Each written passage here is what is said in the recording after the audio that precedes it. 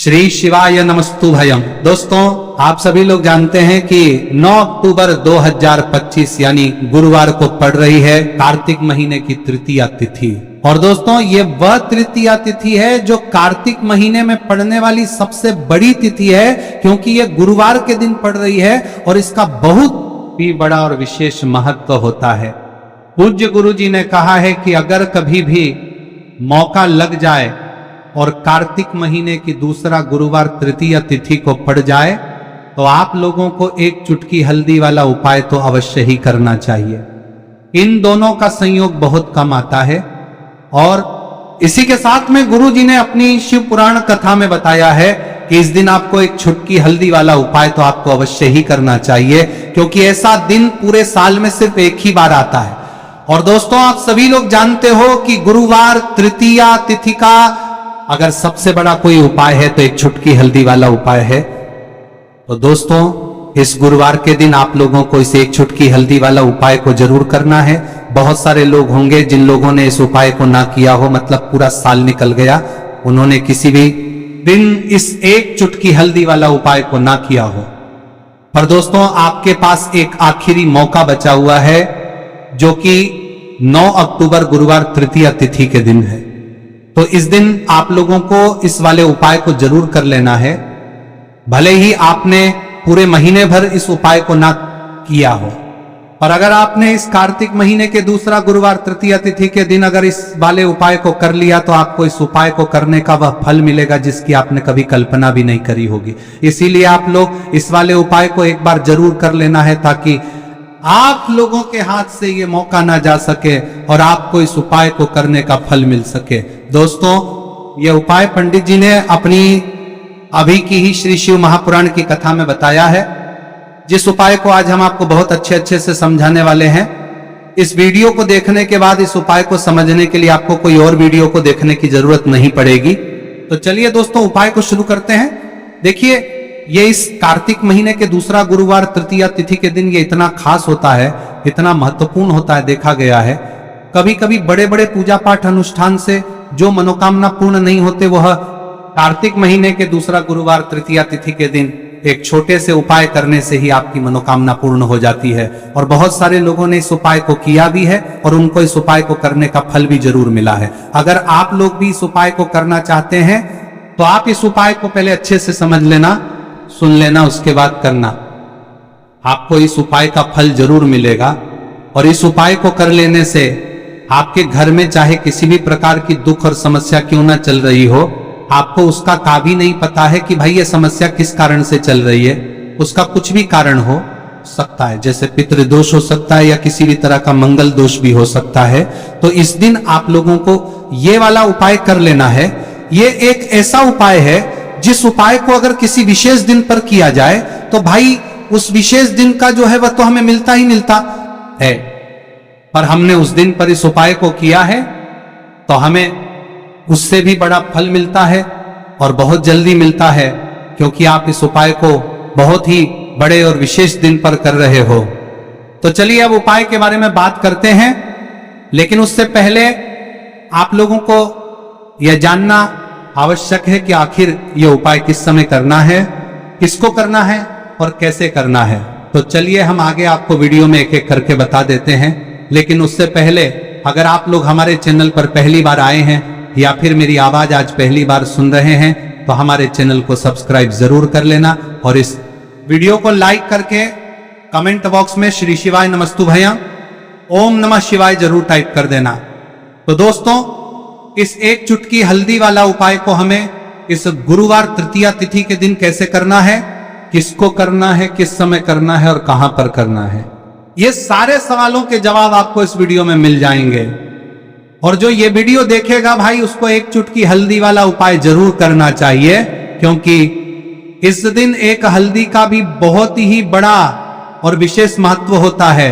और जब बात आ जाए एक चुटकी हल्दी वाला उपाय की, तो ये सोने पर सुहागा वाली बात हो जाती है और ये एक बहुत ही बड़ा उपाय हो जाता है इस गुरुवार तृतीया तिथि का। तो अब दोस्तों, इस एक चुटकी हल्दी वाला उपाय को आखिर करना किसको है, सबसे पहले हम लोग वह बात जान लेते हैं तो देखो, घर की जो बड़ी माताएं बहनें होती हैं, उन माताओं बहनों में से कोई भी एक बड़ी माता बहन इस उपाय को कर सकती है। और दोस्तों, अगर आप चाहे तो अपने घर में से सभी सदस्यों को भी इस उपाय को करवा सकते हैं। अगर किसी व्यक्ति की खुद की कोई मनोकामना है, खुद की कोई दुख और परेशानी है जो कि वो अपने लिए ही करना चाहता है, इस वाले उपाय को तो वो खुद अपने लिए भी कर सकता है। बाकी अगर कोई घर में से ऐसा है जो कि अपने पूरे घर परिवार की सुख और शांति के लिए ये वाला उपाय करना चाहता है, तो भाई वो भी कर सकता है, उसमें भी कोई दिक्कत वाली बात नहीं है। कहने का मतलब यह है कि इस उपाय को हर एक सदस्य भी कर सकता है और पूरे घर परिवार के सदस्य के लिए घर की बड़ी माताओं बहनों में से कोई एक माता बहन भी कर सकती है। माताएं बहनें अगर घर में उपस्थित ना हो या वो ये वाला उपाय ना कर पा रही हो, तो फिर घर का कोई बड़ा सदस्य भी इसे एक चुटकी हल्दी वाला उपाय को कर सकता है, चाहे फिर वह पुरुष ही क्यों ना हो, उसमें कोई भी दिक्कत वाली बात नहीं है। अब दोस्तों, जो अगला प्रश्न निकल कर आता है वह ये आता है इस उपाय को लेकर कि आखिर इस उपाय को हमें किस समय करना है, सुबह के समय करना है कि शाम के समय करना है।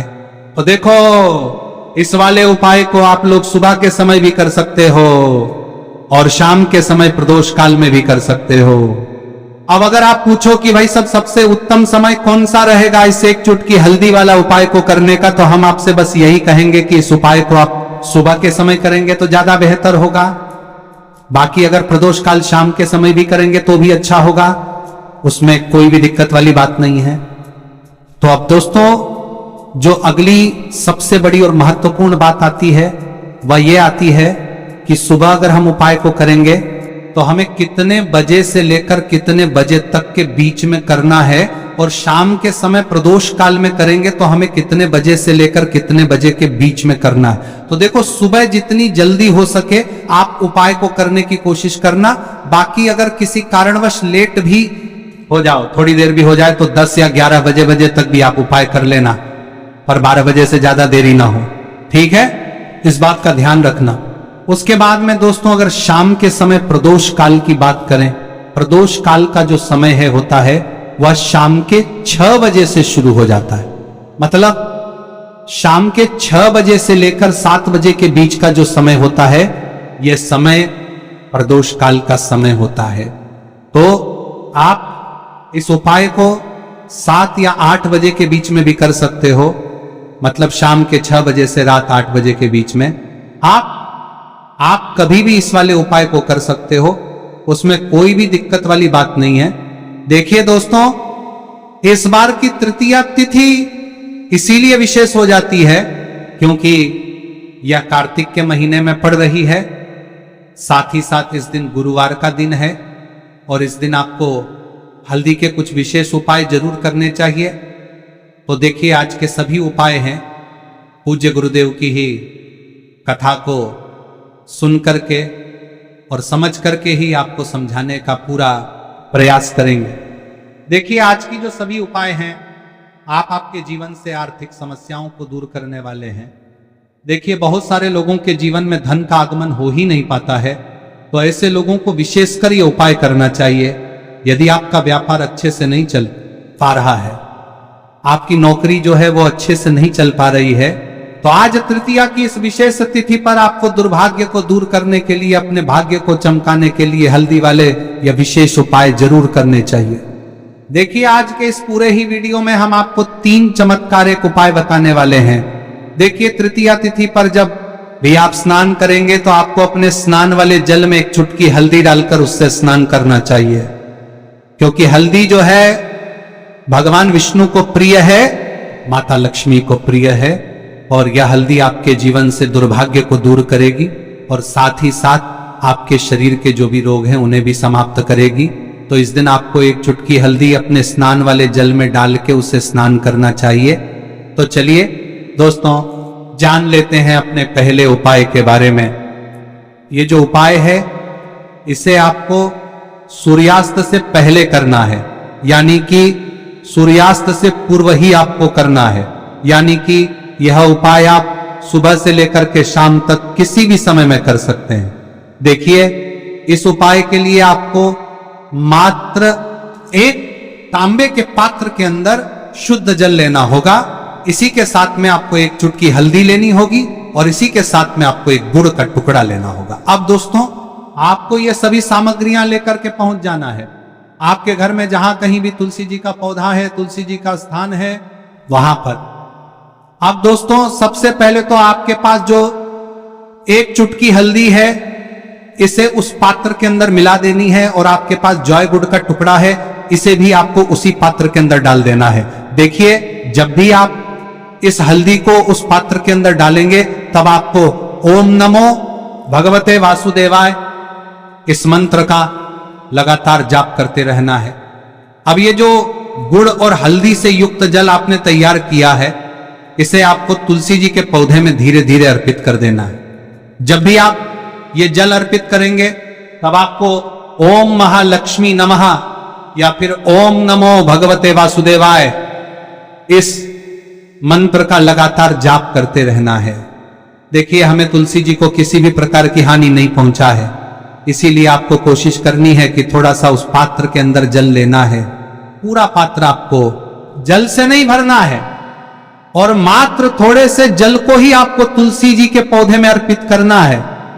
तो जो भी व्यक्ति गुरुवार की इस तृतीय तिथि पर यह गुड़ वाला और हल्दी से युक्त जल तुलसी जी के पौधे में अर्पित करता है, तो उसके जीवन से जो भी दुर्भाग्य हैं वह दूर होता है और जीवन की जो भी आर्थिक समस्याएं हैं वह सभी भी समाप्त हो जाती हैं। जल अर्पित करने के बाद आपके जीवन में जो भी न संबंधित परेशानियां हैं, उन्हें दूर करने के लिए आपको प्रार्थना कर लेनी है माता लक्ष्मी से और प्रार्थना कर लेनी है।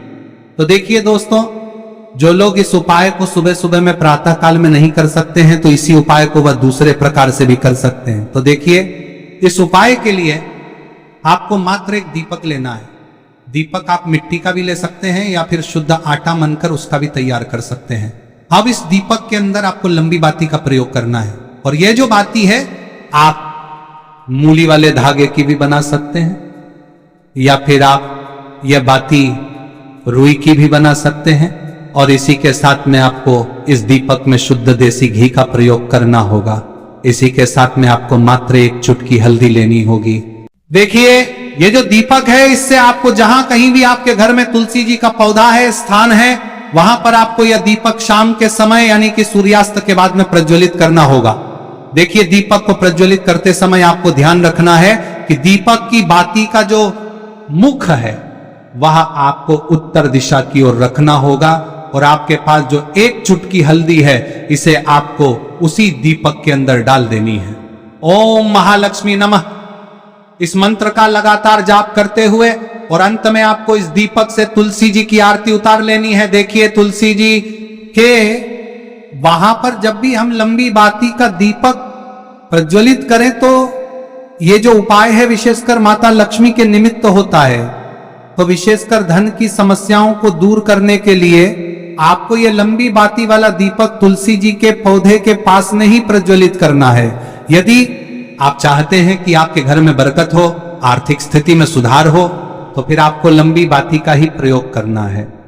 देखिए दोस्तों, जब भी ये उपाय समाप्त हो जाए, तो जब आपने यदि आटे का दीपक इस उपाय के लिए प्रयोग किया है, तो अगली सुबह आपको इस दीपक को किसी भी वृक्ष के नीचे रख के आ जाना है और अंत में आपको माता लक्ष्मी से प्रार्थना कर लेनी है कि जीवन में जो भी धन की समस्या है, आर्थिक संकट लगातार जीवन में बने हुए हैं, वह सभी आपकी कृपा से दूर हो। ऐसी कामना करते हुए आपको यह सुंदर सा सरल सा उपाय करना है।